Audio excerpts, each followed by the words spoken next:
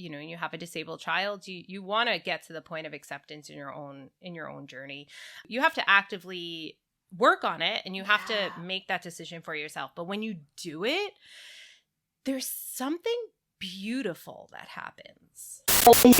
Do you really want somebody who's responsible for your child to have a bias about your child before they even work with them? It creates such a dangerous stigma around disabled individuals who cannot consent. Because we already know the statistics, right? We already know the statistics about sexual abuse and things like that with disabled individuals. And now as parents, we're leading the way into saying, well, my kid can't consent, so I'm going to post this picture about them, or I'm going to post this video, or I'm going to post this reel.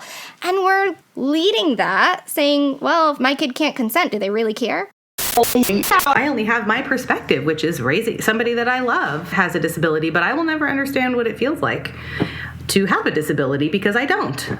So it's my perspective, as his caretaker, and that is very different from having a disability. So I really always try to just honor and respect that perspective. My thought is that you're dealing with enough. I can handle it. I don't need to make it harder for you to handle. And that's probably not healthy, but that was kind of my mindset. Like, you're caring for Cyrus in certain ways. I'm caring for you in a way. You know what I mean? And it's just... In a world where everybody wants to find an excuse to treat your disabled child like shit, why are you not getting behind the people that are already fighting to make sure your disabled child is not treated like shit? There's just such a lack of cultural acceptance that people don't even know how to start to accept my child. They really honestly don't know that groundwork has not been done in society. Heard it all my life, like, oh my god, your life must be so hard, I'm so sorry. And so when I got older, it started to mess with my head a little bit, and I was like, is something wrong with me because I'm living a happy life? Am I supposed to be sad all the time? And it really got into my head and made me feel really weird.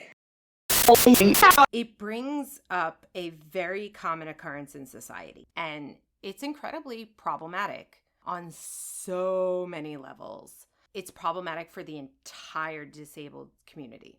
That's, I think, what I've learned the most too, especially with the feeding and the milestones and all of that stuff. It's on the baby's timeline. We as parents have these expectations, and that's not fair to a baby that's been through all this trauma and their body remembers. I bought into this societal story of how motherhood should look. Yes. There is no fucking rule book on what motherhood should look like. It is literally just what's spoon-fed to us as normalcy. But that's not guaranteed. If you have a non-disabled child, it is not guaranteed your kid is gonna stay not disabled for the rest. Nothing is guaranteed in life. The feeling was like a fire lit in my heart that day, because for the first time I saw what inclusion meant and how it looked and how it felt. And I was like, we need more of this.